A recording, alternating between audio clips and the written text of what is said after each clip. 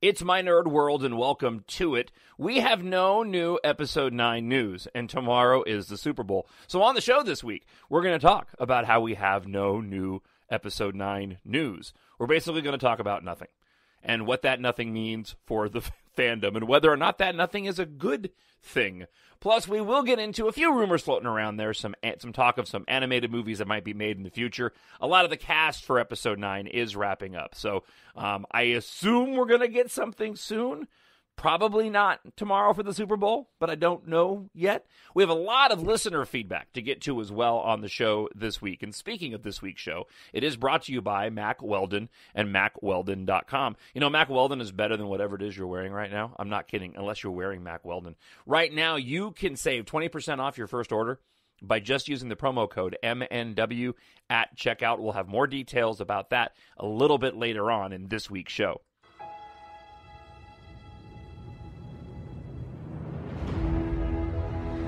Nothing will stand in our way. I find your lack of faith disturbing.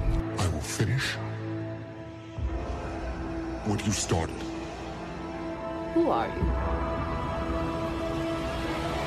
I'm no one. There are stories about what happened. It's true. All of it. The Force. It's calling to you.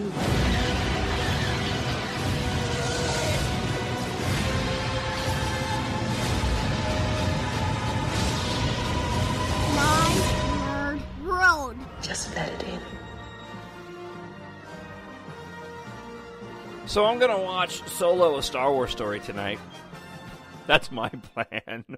I've been saving to watch, well, I watched The Last Jedi last weekend. And I've been wanting to watch The Force Awakens again. As a matter of fact, I started it the other day, and then I stopped it because whenever there's new information that drops, especially about an upcoming film, I use it, not like I need an excuse, but I do. I use it as an excuse to go and watch Star Wars movies. And I really wanted to watch The Force Awakens, but I'm like, gosh darn it, we should be getting the title soon, something.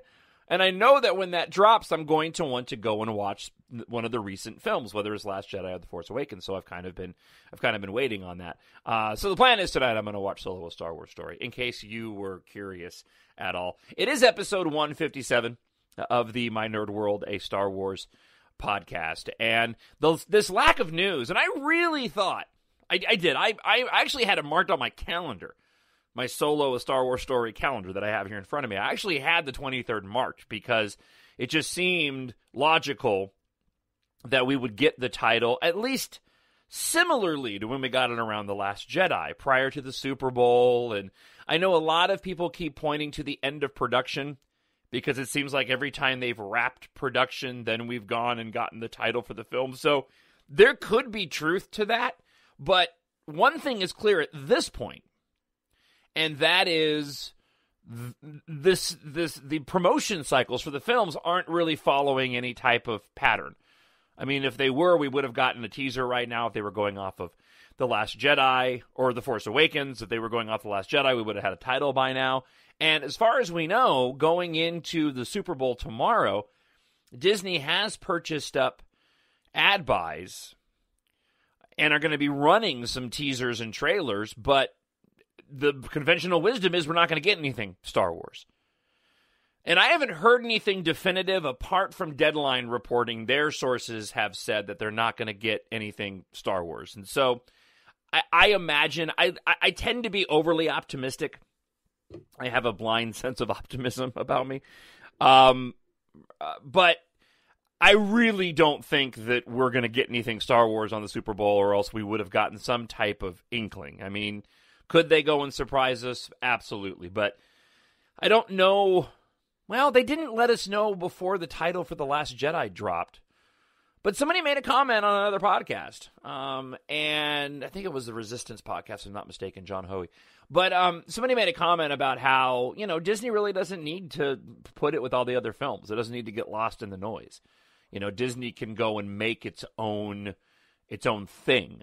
it can, it can be its own hype. So why waste all that money on the Super Bowl when, in reality, you can drop a trailer or a title and you're going to get tons of coverage from yahoos like me that go and do podcasts. Mack Weldon is the sponsor on the show this week, and they specifically chose this day over a month ago. Back in December, they picked out this day on the calendar. So I was convinced that, not that Mack Weldon would have an inside track, but you never know. I mean, I think their assumption, because Mack Weldon does a lot of promotion on other podcasts as well. I think Mack Weldon's assumption was the same as what a lot of our assumption was. And that was, we would have gotten at least a title this week, if not a teaser leading into Super Bowl Sunday. And that's part of what I want to talk about.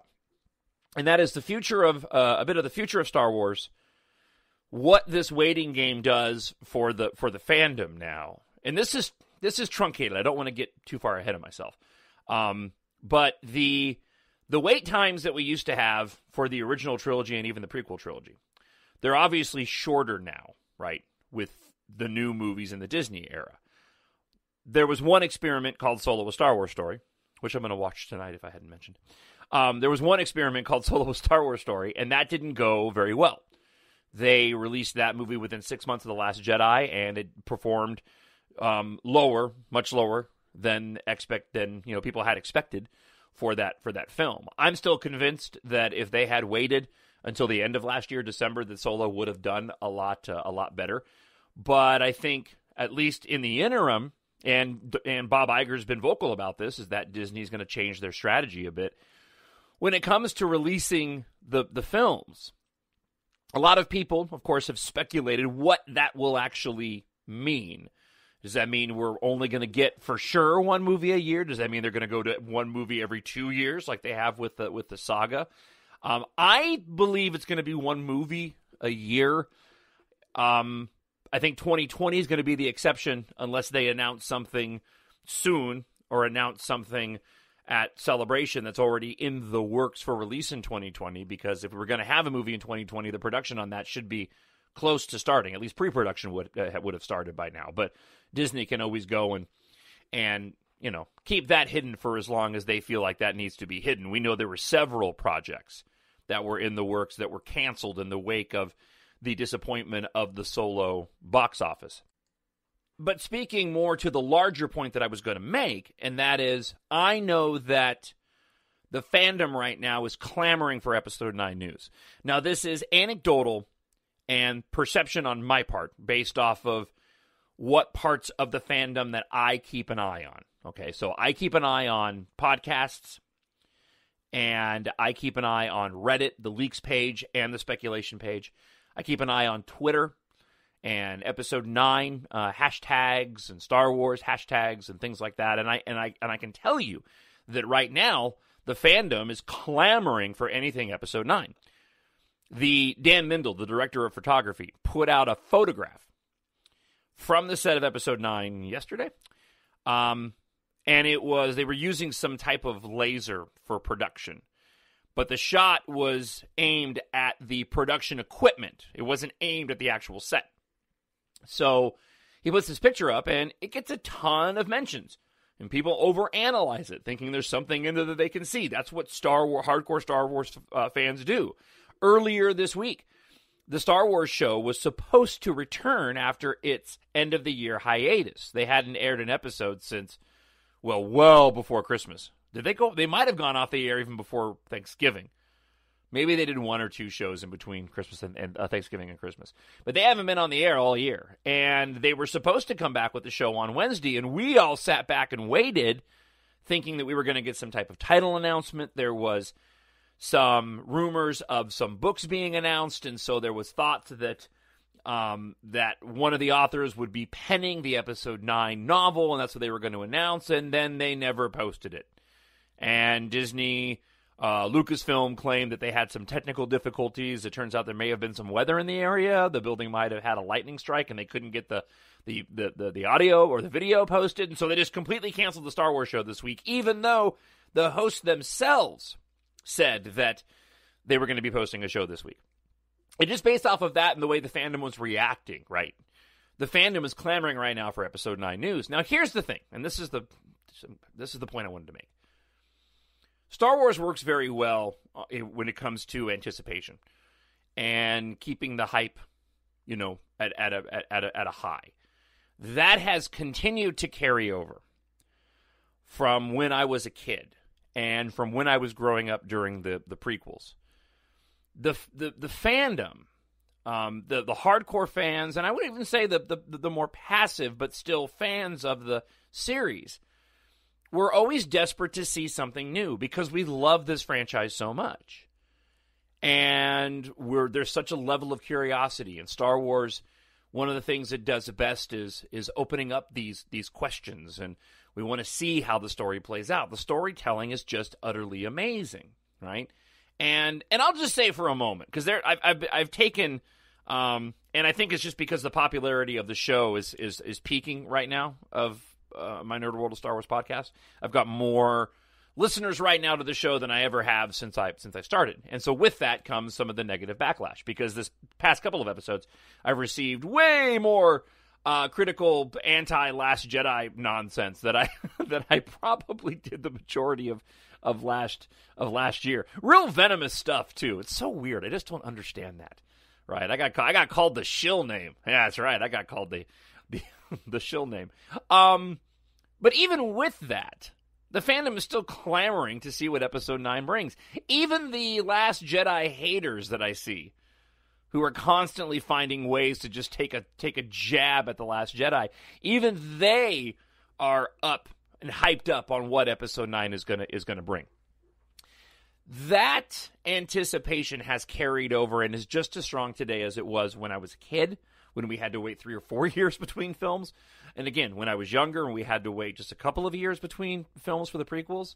And even now, when really we're only waiting like 2 years, essentially, between the saga films. And then we've had those movies in between. It behooves Lucasfilm and Disney to make the fans wait a little while. And Solo is the only evidence we can point to, but that is evidence. I know for me as a fan, I wonder if the hype would have been different if that film had more connective tissue. If they were treating the movies more like the Marvel Cinematic Universe, where we have this linear timeline, but we have these stories that are interspersed that all tie in. I think that Star Wars can do that at some point in time, but they haven't started doing that yet. And so we're still a ways away from where in my opinion, Disney and Lucasfilm could begin if they wanted to do something that was like the Marvel Cinematic Universe. Because by and large, that's linear. I know we jump back and forth in time with some of those films. But right now, at least for me, the Disney era of Star Wars was a hodgepodge of really jumping back and forth in the timeline quite a bit, and so there's very little of anything that's linear in the series beyond the saga films. Right now, the lack of any news for Episode 9 is helping Disney and Lucasfilm, in my opinion, which is frustrating for a fan like me because I want info.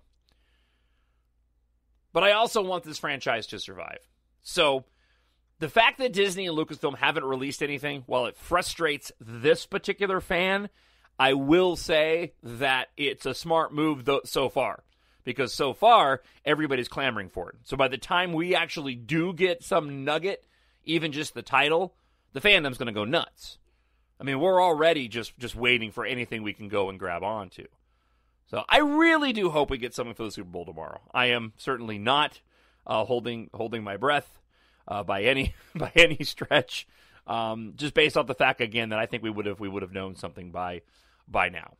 When it comes to we won't get a title till production wraps. As I mentioned earlier, you've had Anthony Daniels, C-3PO, BB-8. There was somebody else. I think Oscar Isaac was seen in New York City now, so there's some indication he may have wrapped up his filming. There was some information that leaked from the individual who plays a Neum, who said that they weren't going to be wrapping until the beginning of February. John Boyega just posted something on Instagram saying that he was happy and sad to see these characters and these elements in the Star Wars series wrapping up their filming for 9. He was still filming, and we know that I think as late as last week, Adam Driver was on the Pinewood set filming for Kylo Ren. So maybe there is something to be said for production wrapping, and then they go and announce the title. I don't know what the correlation would be, and if you know, feel free to go and drop me an email, talkshownerd@gmail.com, or leave a comment up on YouTube, because I'd be curious what the correlation is, or it's just more of a process kind of deal. I don't think they didn't release the title for The Force Awakens until the production wrapped on that. They didn't release the title for The Last Jedi or Solo until production wrapped on those. So I don't know. There's something there. I just don't understand what the correlation is. All right. Let's go ahead and let's switch gears and let's go here. When I found you, I saw raw, untamed power. And beyond that, something truly special. I've seen a lot of people make comments as of late of Star Wars being a fairy tale. As a matter of fact, let me go ahead and I'll pull this up. One of the announcements this week was this series of books, Skywalker Saga, by Delilah Dawson, is going to be a fairy tale adaptation of episodes 1 through 8. It says, the Skywalker Saga is going to be the most exquisitely bound Star Wars storybook you can imagine, with gorgeous arts by Brian Rod and words by me retelling episodes 1 through 8 through the eyes of the Skywalkers themselves. We're talking space fairy tale style.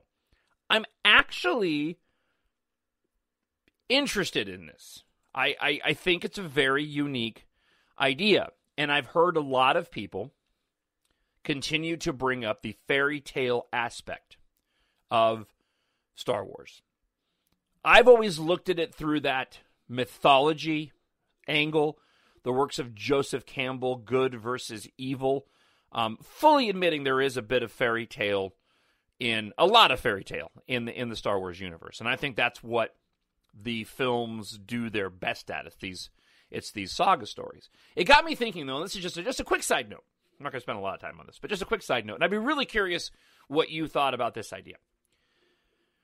You know, Disney has taken the Marvel Cinematic Universe and done something truly extraordinary with what they've done in their first 10 years of building up those series of movies. I can only dream. I love having all my Star Wars movies, right? This is not a complaint on that at all, but I just think in my mind, I go, man, how amazing would it be to have a series of new films over the course of 10 years where they cover that much ground and it's all Star Wars related and it's all intertwined. Oh my gosh, right? We have that in this hodgepodge throughout the past few decades of the movies that we have now.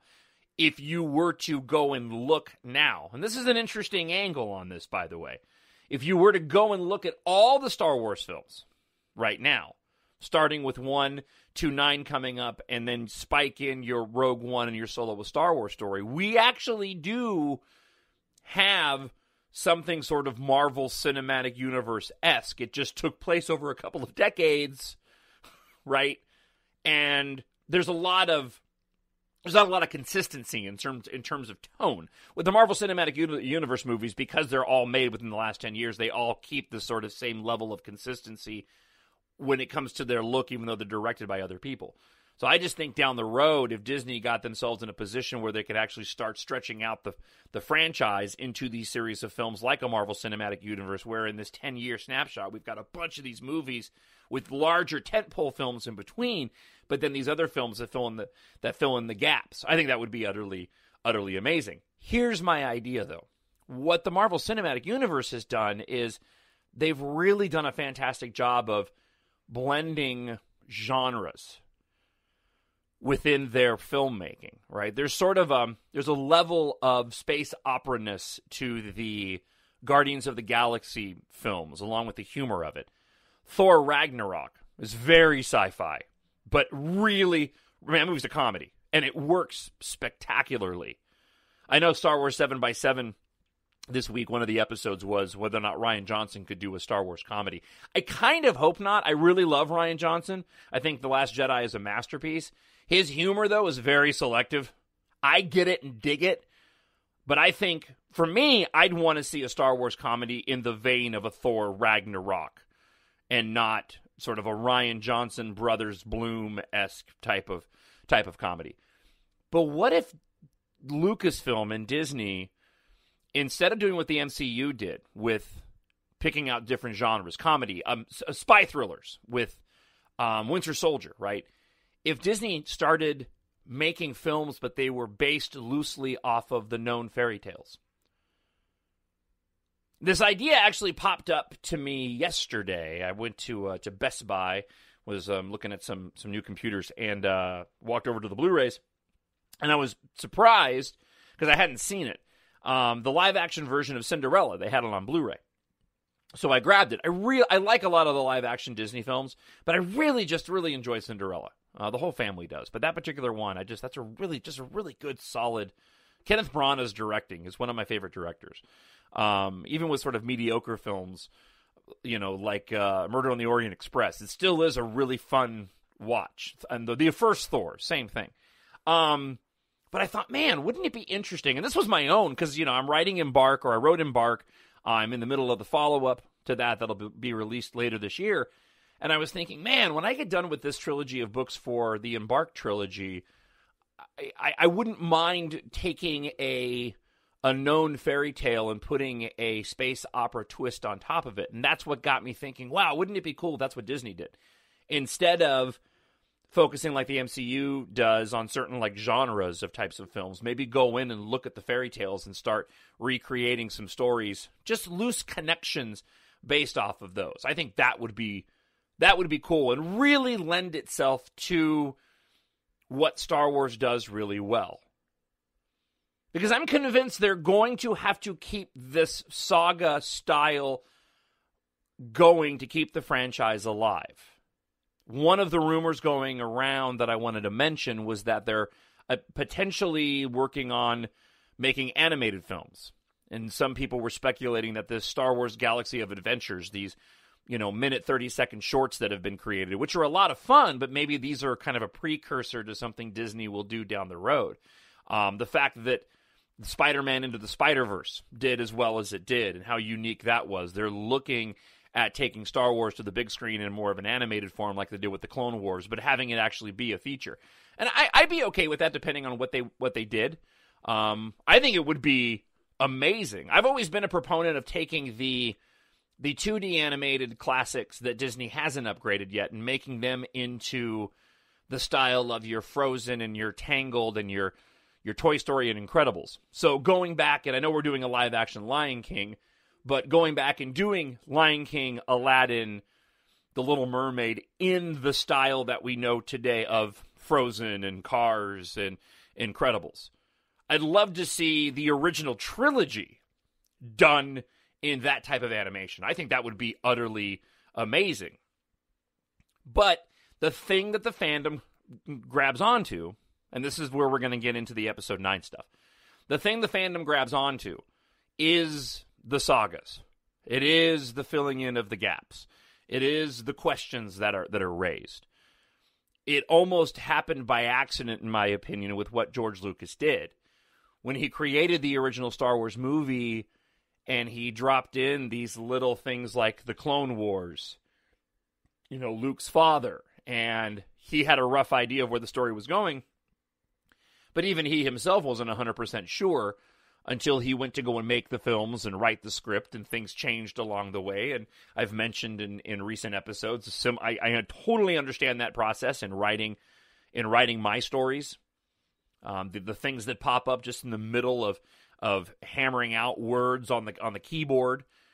I think George sort of fell into this pattern of laying out these little markers that we can go back and visit later on. And that's only because the series and the movies became so popular that everybody was clamoring for every little detail. I'd be hard-pressed to think that back when George Lucas mentioned the Clone Wars, that he had any indication or inkling that he would be going and making a whole series about the Clone Wars later on based off of the success that he didn't know was going to happen with the movies. So since then, every time a question gets raised in a film, the fans want answers to it. And that's where Star Wars is the strongest. And that's where the waiting game works in Disney's favor. And that's why I'm fully convinced that right now, that's what they're doing. They're going to get the fans to as much of a fever pitch as possible before they start unleashing the marketing of it. And I'm legitimately shocked that it hasn't happened so far. I don't think we'll have to wait to get the title until April in Celebration. I am beginning to believe that we're not going to see any footage until Celebration in April, which sucks in my opinion. But that brings me around to episode 9. Quick comment on that, and then we'll dive into the listener feedback this week. But what I wanted to mention with episode 9 in wrapping up this series, in episode 9 wrapping up the series is, what do they do and what's best served for the franchise moving forward. And again, I'm going to go down to Ben Demption again, to Ben Solo being redeemed. And say that, in my opinion, when you look at the prequel trilogy being how a good boy, a good man goes bad, the original trilogy being a coming-of-age series of films along with this relationship of a father and his son, and the redemption of a bad man at the end of the original trilogy, right? Then you get to the sequel trilogy, and we kind of have an inverse happening. We have the story of potentially how a bad man turns good. We get a truncated version, right, of knowing how Ben Solo became Kylo Ren and what a lot of us believe is going to be Kylo Ren coming back to Solo. But then you also have that coming-of-age story with it, too, along with the potential for redemption. So the sequel trilogy really does give you a little bit of everything that the prequel trilogy and the original trilogy provided beforehand. And for as much as I love The Force Awakens, it was a bit of a softer reboot. And I don't mean that in a negative way. But to me, that's the easy, logical, on-the-face, on-the-nose explanation to some of the decisions that were made in the film of we don't want to do a reboot. We want to continue the story, but we do want to do as much rebooting as we can to bring Star Wars back to where it was, and that's what The Force Awakens was, with some of the choices of design. Whether it's the look of Rey being on a desert planet, going to a snow planet, having Starkiller Base, right? I am fine with all of that, but look, that's what the intention was. So when we get into Episode 9, what I think is best for Disney and Lucasfilm, if they are going to continue to play in this particular world, because if they're not going to play in this particular world anymore of the Star Wars saga, and we're going to go to a different timeline, whether it's Rian Johnson's, which we already know his trilogy is supposed to be set in a completely different time, we just don't know when, some speculation that it'll be sometime in the future after the sequel trilogy. We have the Benioff and Wise guys, which, again, we still don't know what era they're going to do, but I think the good money is on way, way back in the past, pre-Episode 1, and we go back to the old Republic. Those films are going to have those saga elements where those questions are asked throughout the films, and these characters are going to be very much reminiscent of what we were used to in this original trilogy for the fandom to survive. I also think that it'd be dumb of Disney to completely cut off the Skywalker line, totally. And that's why I think the most logical thing is a Ben redemption and even potentially a Kylo Ren and Ben together at the end of Episode 9. Leave it ambiguous enough, and I probably mentioned this on last week's show. I probably said this several times, but to me, for a good wrap-up to the 9 movies and to make sure that Lucasfilm has the opportunity to bring about the Skywalker name again, then that's what needs to happen in 9 in some fashion, right?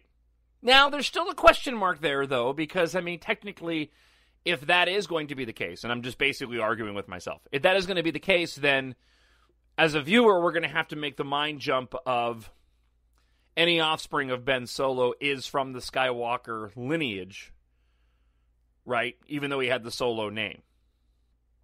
Not that that's that big of a point, but you understand what he's not Ben Skywalker, he's Ben Solo because Han Solo was his dad, right? Even though Skywalker was his mom. So if you were to make movies down the line based off of what happens in Episode 9, unless it ends up being a Rey and Kylo or Reylo situation where they both decide to bring on the Skywalker name together as a new Skywalker couple, right? And that is part of the way that they wrap up the trilogy. They go ahead and adopt the name together as one, and that provides us the opportunity down the line to, like I said, continue the Skywalker story with the offspring of those two individuals. All right, there. I've pontificated enough. Let's hear from you. I need someone to show me my place in all this. I do too. And that's you guys when you write into the show. I really do appreciate it. We have a lot of listener feedback this week, so let's dive into it. Christina Bracken writes this. Another great show, John. Thank you for sending such a warm glow of positivity to the fandom. Thank you. After being a Star Wars fan for over 30 years, I would love to see a good ending for this family that I've connected with since I was a child. I find the character of Ben Kylo compelling because he is honest. I don't think he lies. He thinks he is on the right side. He obviously needs to come to terms with the trauma of his childhood, but I am optimistic for Ben redemption as well. I think that his connection with Rey will be the catalyst for his balance and hopeful redemption. SJs writes this. I can guarantee you one thing. There's absolutely some things that were not to be compromised on or taken creative freedom on, and one of those things was JJ telling him that Ben and Rey's fates are intertwined, so you can't kill either one or make their relationship unattainable to the point where they would want nothing but to murder either one. Yeah. I mean, look, there's got to be a balance at some point in time. That's just the reality of it. There is going to be a version of Reylo in Episode 9. I am that again. If they don't, that's fine. I trust what the filmmakers do. But that being said, if I were going to put money on anything when it comes to Episode 9, it's that a version of Reylo is going to exist in that film. Now, what that version is, right? I don't know. That's the big question. But those two are going to have to come together and resolve that relationship one way or another. Alex writes this. I really hope they call Episode 9 Revenge of the Jedi. Yeah, I don't think that's going to happen. I'm a little bit... Look, let me say this. I don't think Revenge of the Jedi is going to happen. That'd be kind of cool if it did. But I will say this. I do wonder... I am very leery on the Episode 9 title being good. The Force Awakens was pretty solid. The Last Jedi was awesome. let me put it this way. I haven't seen a speculative title for Episode 9 that really made me excited. The only one that I saw that I really liked, to be honest with you, was Son of Darkness. I thought Son of Darkness was pretty cool, but also too downbeat for an Episode 9, for a final chapter in the 9-movie saga. It seems a little bit of a downer, but that's the one that I've liked the most. All right, before we continue with listener feedback, I want to let you know that what Mack Weldon provides, their clothing, it's better than what you're wearing right now, unless what you're wearing right now is Mack Weldon. Mack Weldon will be the most comfortable underwear, socks, shirts, undershirts, hoodies, and sweatpants, and more that you will ever wear. Look, they have a line of silver underwear shirts, underwear and shirts that are naturally antimicrobial, which means they eliminate odor. That's what I wear. They really are fantastic and so comfortable. There is such a difference of, when you wear a really good quality shirt or socks or underwear than when you don't. I learned that way too late in life. And Mack Weldon and their products are those clothes that when you put them on, you just feel so good and so much better about what you're wearing. And they also want you to be comfortable. So if you don't like your first pair of whatever you get, You can keep it, and they'll still refund you, no questions asked. Now, not only does Mack Weldon's underwear, socks, and shirts look good, they also perform well too. Whether you're going out, shopping, you're working out, you're going out on a business meeting, whatever. They really perform for a multitude of what your daily life brings upon you. So, right now, you can get 20% off your first order just by visiting MackWeldon.com and entering the promo code MNW at checkout. Again, that's MackWeldon.com. Enter the promo code MNW at checkout, and you can get 20% off your first order. And again, they guarantee it. If you don't like the first of whatever you order, you can keep it, and they'll actually go and refund you. So go to MackWeldon.com. Check out what they have to offer. Trust me, you're not going to be disappointed. All right, let's get to back to listener feedback, and we'll talk to Gay Sagaben. Adventures of Luke and young Ben would be a great plot for a new animated series, don't you think? That's interesting, especially considering we were talking animated series beforehand. And yes, I do. I would love to see some stories told. I want to see a lot of stories told in the time frame between episode 6 and 7. I really, really do. I want to see that way more than I want to see anything else from episodes 3 and 4. Between 6 and 7 is the timeline that I want explored and then beyond. All right. Friend of the show, Jennifer Oliver, writes this. It most definitely was Rian Johnson's job to get them together. Rian Johnson says things like, I had to get them talking without killing each other. If they were going to be mere enemies for the whole saga, it would have been almost expected in 8 that at some point they would meet up, clash in an epic lightsaber battle where one has the advantage, like maybe Kylo this time, but no one dies. Then in episode 9, another battle. Rey destroys Kylo, he's dead, light wins, bada bada bing. Or bada boom, bada bing. There we go. However, if they had to end up on the same side, Ben-demption, and or together, well, yeah, he has to get them talking.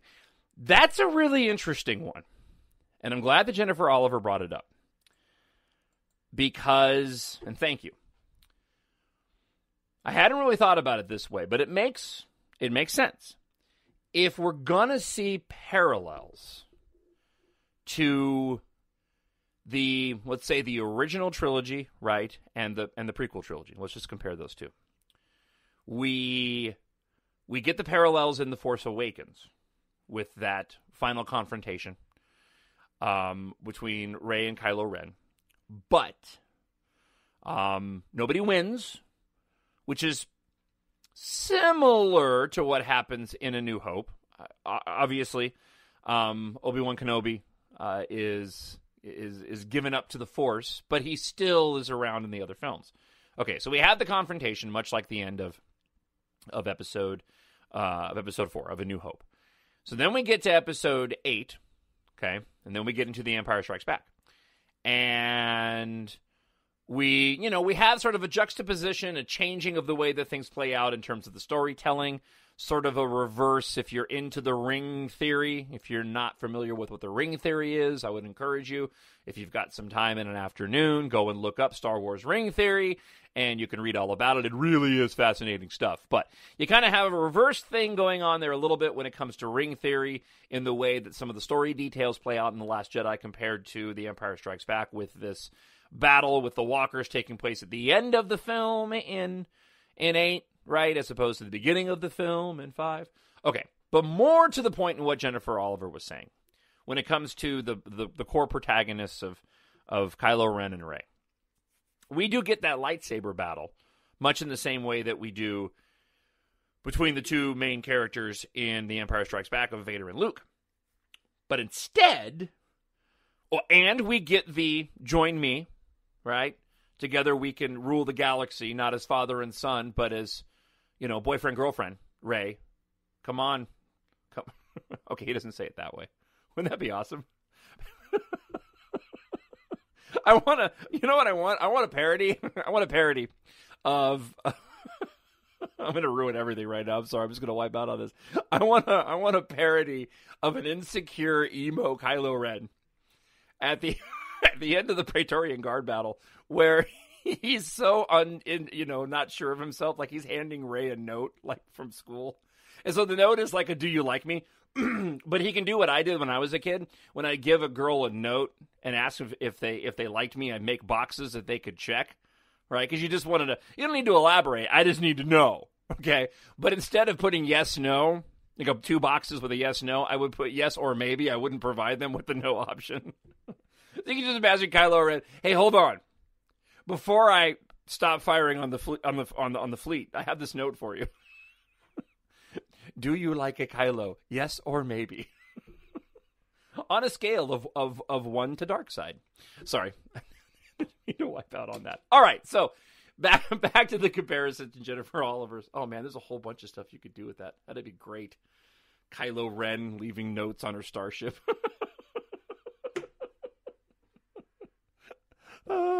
Valentine's candy hearts. Oh, gosh. I cracked myself up. Okay. So, the comparisons between the battle between Luke Skywalker and Darth Vader, and then Kylo Ren and Rey. So you get the "Hey, join me," right, in the same way. But to what Jennifer was saying, where in The Empire Strikes Back, like she laid out there, bada bing, bada boom, hey, I got to defeat you, we've got to meet again, and then lights and dark's defeated. That's not what happened. What happened in The Last Jedi was these two fought together, and then Kylo Ren tried to bring them together, and it didn't happen. So if we're going to get a parallel in 9 that matches what happened in the original trilogy, then it makes all the sense in the world that while Luke had to confront Vader again, and there had to be an eventual winner, we need to have Kylo Ren and Rey come together again, fight, but then actually come together again, and then have that coming together actually turn into Reylo. That's where the success is. They didn't do that in Luke couldn't best Vader, lost his hand in 5. Luke then bests his father. He loses his arm again, but then he throws his saber down. Kylo Ren and Rey fight together, but don't come together at the end. Kylo and Rey fight separately, but then do come together at the end. That's what makes the most sense, in my opinion. After all of my stupid jokes. That just seems really funny to me. I just an insecure Kylo Ren going around the galaxy, right? Keeping an eye on whether or not she's going and seeing any other boys. He's hanging out. He's hiding in his TIE silencer down the street. Totally not speaking from personal experience, by the way. Not at all. I'm not drawing on anything but pure imagination and instinctive reaction. And you don't buy that for a second, nor should you. All right, back to more listener feedback. The Color of Caramel writes this. To me, oh boy, my voice cracked there. My apologies. To me, it was Adam's best performance in The Last Jedi. He really evolved playing Kylo Ren. There is a lot of focus on it from first impression, as a matter of fact. It makes me want a trilogy focused on the two of them, or just one solid movie. Everyone else can be side characters. And you know what? I got to apologize. That Color of Caramel time-stamped their comments here, so I don't know exactly what that was in reference to. So I'm going to kind of work through try to deduce what it was in reference to while I work through their comments. I think the lack of news has more to do with Disney. Disney knows that there was a backlash stemming from The Last Jedi, so they're playing it safe for now. Then they ask, seriously, does Ben Solo have to lose a limb? He's only half Skywalker. Maybe things will go a bit differently this time. Yeah, I just seemed like a good parallel. He doesn't have to lose a limb. I don't need Kylo Ren to lose a limb. I'm just saying it would be, again, like poetry. It would rhyme.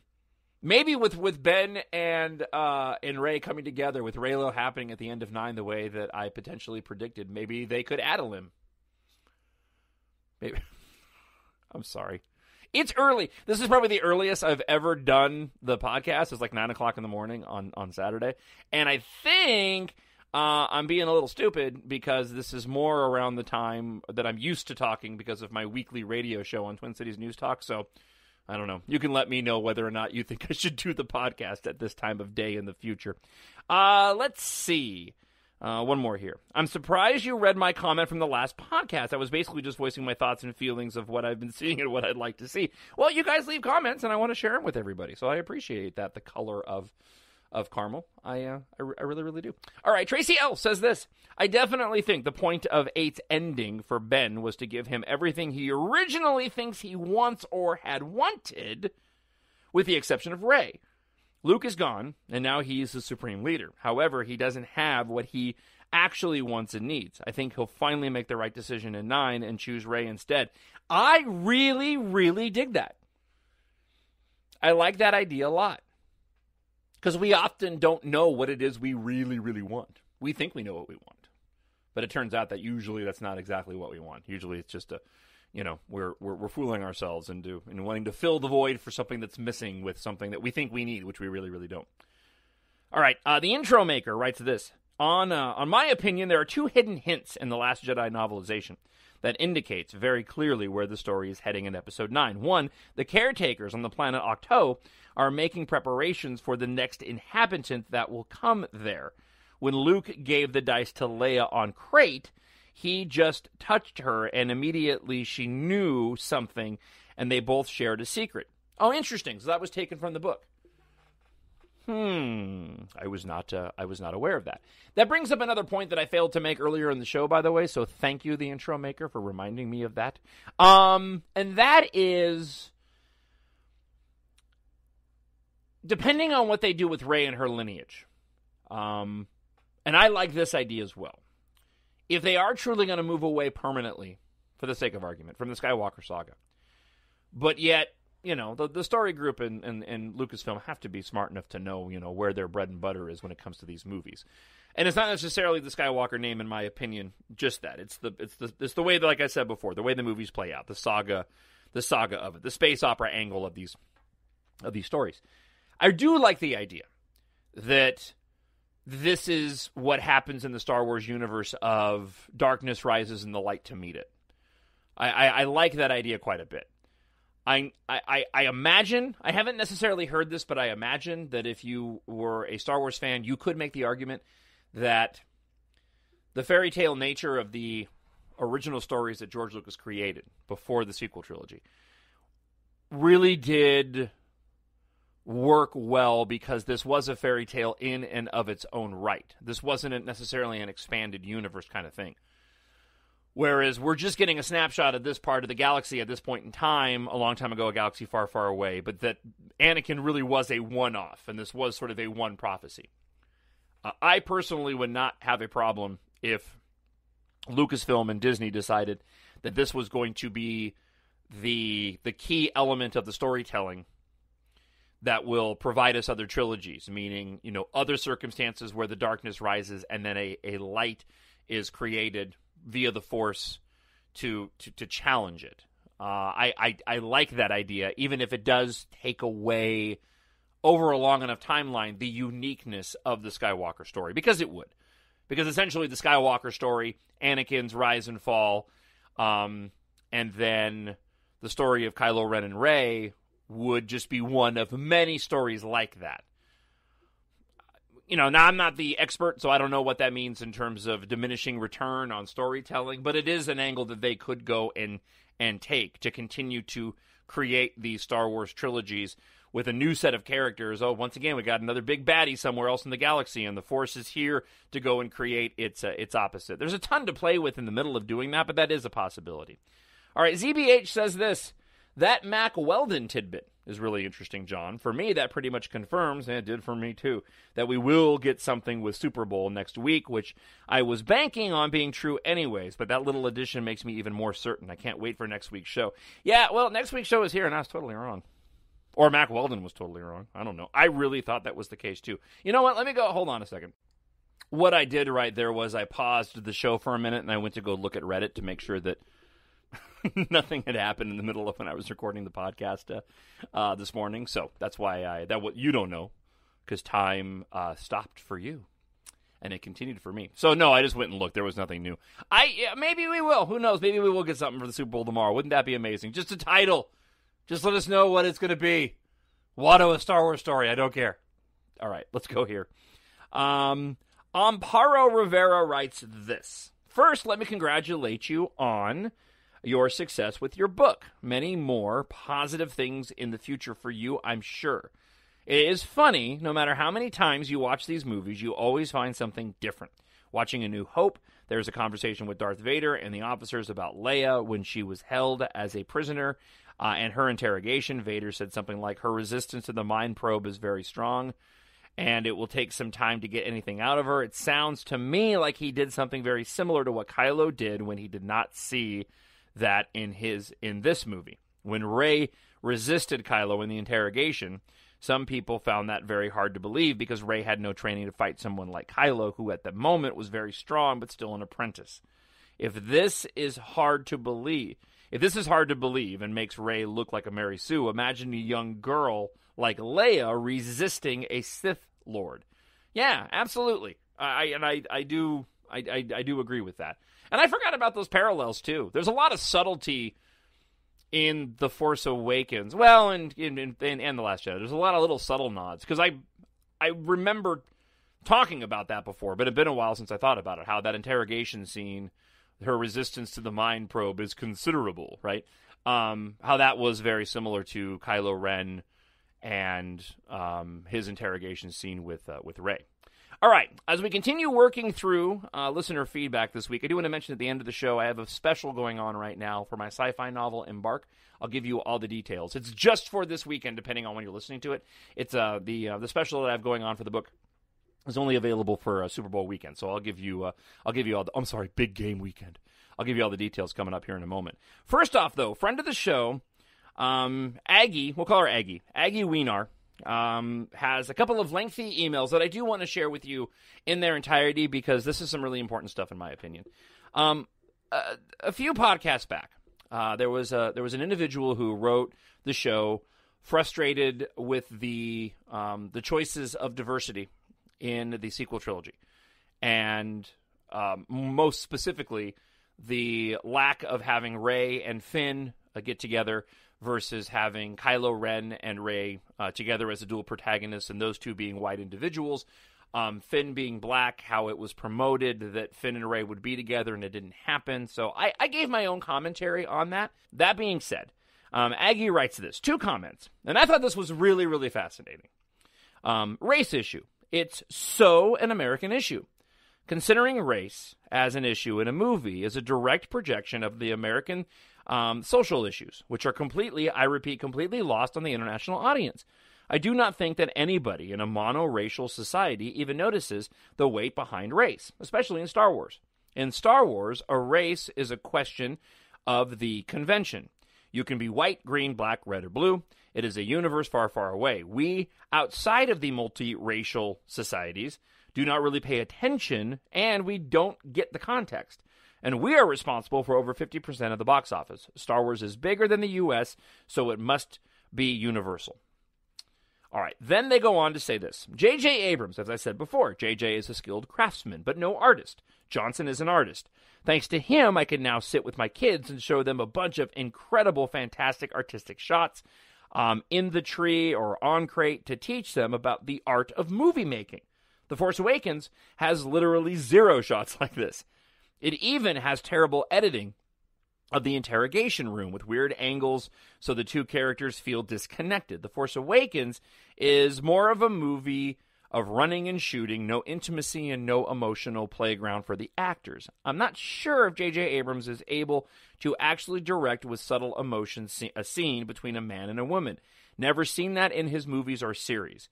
Lost was just terrible in this regards. All relationships felt very superficial. Let me stop here. I'll give you an example of... Well, I'll give you 2 examples. I could probably do more, but I'll give you 2 examples. 3 examples. The scene in Super 8 with the main protagonist kid and... Is it Dakota Fanning? It's one of the Fannings, right? She sneaks into his room at night, and they have a one-on-one conversation, and then they see home video footage of the protagonist kid's mom who'd passed away right at the beginning of the film. There's a subtle moment between the two of them where they're sitting face to face, and they're very young, right? They're early teens, and he's obviously likes her a lot, and she makes a comment like, she's upset, and she goes, "I don't know you, even though it feels like I know you really well. Do you know what I mean?" And he's like, "Yeah, I totally know what you mean." And then they end up watching this footage, and she ends up breaking down in tears because of her dad and what happened with the protagonist kid's mom. Okay, that scene is one of my favorite moments that J.J. Abrams has ever done. It's incredibly emotional. It really taps into that age and the emotions that run through an individual, a couple of kids who are dealing with these things for the first time, essentially. He just does a fantastic job with that. So there's that scene. In Mission Impossible 3, oddly, and you know what? I'll give another one. So in Mission Impossible 3, there is a moment in the beginning during the rescue attempt with Ethan Hunt and then the character. Sorry, I blanked out on that. Kerry Russell. When Tom Cruise's character is rescuing Kerry Russell, there's a moment in the beginning in the middle of the firefight where they stop and they have this real quick moment. She's trying to tell him something. She's about to tell him, but then the mood breaks because people start firing on him. That moment's really, really good. There's a real subtle moment between, what's his name? Jonathan Rhys Davies and Maggie Q. They're waiting for Ethan Hunt after he's grabbed the rabbit's foot in the building. They're in the car, and they're talking to one another, and she's doing like a prayer or a poem, and he asks her to tell her. This is a real nice moment of intimacy. And then I'll give you the 2009, 2010 Star Trek reboot. That whole opening sequence, it still makes me cry every time. The birth of Kirk, the death of his father at the opening sequence of that, and sort of the flashback scene, the prologue. I absolutely think, but for me personally, while JJ is not as artistic as Rian Johnson, he does know how to bring some emotion to the scenes. Okay, back to her comments. Let's see. The interrogation scene, which had the greatest potential for two actors, was ruined in the editing. In The Last Jedi, their talents are used to the full. So I do not have high expectations for 9. We will get a good, palatable product that will respond to the taste of the majority of fans, but both hardcore and casual. And there will be a lot of running and shooting, no real space for subtle play. I'm so happy we'll be getting Johnson's trilogy. It may not be for the masses, but I will certainly enjoy it. Another note, my daughter asked for Rey's lightsaber for her 5th birthday. Thank you, Disney, for giving my little one such an interesting role model, as opposed to all these pink and blank princesses. Agnes. I'm going to say Agnes, right? P.S. Bought your book last week, but cannot order the clothes. Shipping in Canada is too expensive, so maybe when I'm in the U.S. for a holiday. Thank you so much for buying the book. I really do hope that you enjoy it. And then she adds on one more comment. By the way, my apologies. I assume it's a she. So if it's not, I assume that's a female name. If I'm wrong, I apologize. More about Finn. His story in The Last Jedi was very moving for me. In The Force Awakens, he was this dude who wanted to escape and who wanted to take Rey to safety with him. No big resistance fighter, nothing like that in his spirit. And we left him like that at the end of the movie. No change occurred. So it was natural that he had to have an adventure on his own in The Last Jedi, and he did. I love that adventure. Really. Maybe I would have liked to know more about his past, his take on being separated from his parents and the way we learn about Rose, but I do not think that storyline was wasted. On the contrary, he had to go back to the First Order to face his past, and his treatment of Phasma was parallel to Kylo's treatment of Snoke. Let the past die, kill it if you have to. At the end, we got our Resistance hero and the Rebel scum. Brilliant. Yeah, and again, I agree, and I know that those out there that don't like The Last Jedi would disagree, but you know what? Art's subjective in that way. Vera Rogue writes this. 9 could be so epic and exciting if the story goes in an interesting direction, like with Rey and Kylo teaming up. If they go with just the typical Rey good guys versus Kylo bad guys, it's going to be really boring and predictable. They don't even have to go full-fledged Reylo to make this work.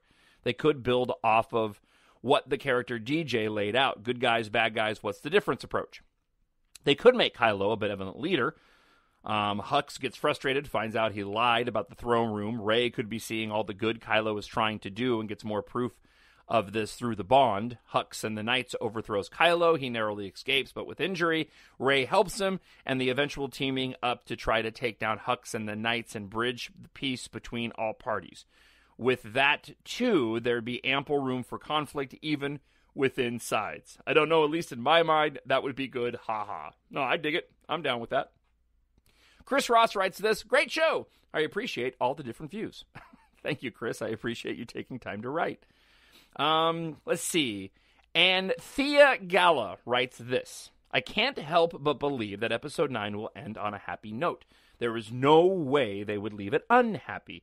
It's a space fairy tale. There we go again.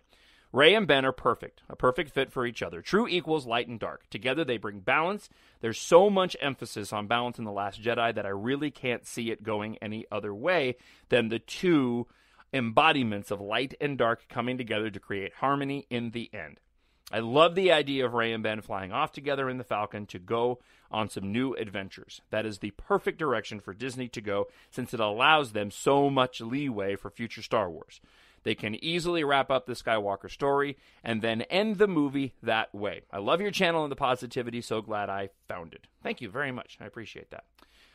And that brings us to the end of the show. Holy cow. We got through that not nearly as quickly as I thought. I thought this was going to be a short 45-minute episode this week. But apparently not. All right. Hey, before I wrap up, let me tell you real quick. If you haven't gone and picked up my science fiction space opera Embark, really, really pleased with the reviews. And I put out a video about this, by the way. I got my first 1-star review. That's painful. Right? It really was. I had a couple of 3-star reviews, just like 2 of them. And I appreciate the comments. I'm a brand new author. Of the 27 comments, I'm still averaging 5.5 stars. Most everybody seems to like it. But I did get my first 1-star review. And it was a bit of a gut punch, I'm not going to lie. That being said, and the book's theme of everything happens for a reason, that 1-star review led me to a devotion that I read daily. It's this devotional book that I read daily. It actually led me to the title for the follow-up book that I'm about halfway through writing. And I had been struggling up until that point to find a good title. It's going to be Embark and then have a subtitle to it. I initially was going to be naming the books each single word titles. And I won't say what they are because I might use it in the future. But I decided instead to go the Embark will be book 1, and then the second book will be Embark, and then the title, and the third one will be Embark, and then another title. If it hadn't been for that 1-star review, I would not have gone to that particular devotion book that day and read that devotion for that day and found the title for the follow-up book. So for that, I feel very blessed. So, and I do appreciate all the comments, positive or negative. If you do read the book and you like it, I would encourage you to leave a positive review. That would help me out. But this weekend only, so you got from when you listen to this today, Saturday, Sunday, whatever, you can pick up the ebook for 99 cents right now on Amazon.com. If you purchase the paperback, it is at its lowest price right now of $11.99. You get the ebook for free with the paperback. If you purchase the $1 ebook, you can get the audiobook for a discounted rate of $7.49. You can also download the audiobook narrated by me. It's about 12 hours long right now for free with a free Audible trial. Regular price on the audiobook is $21.83, I believe. I don't have any control over that.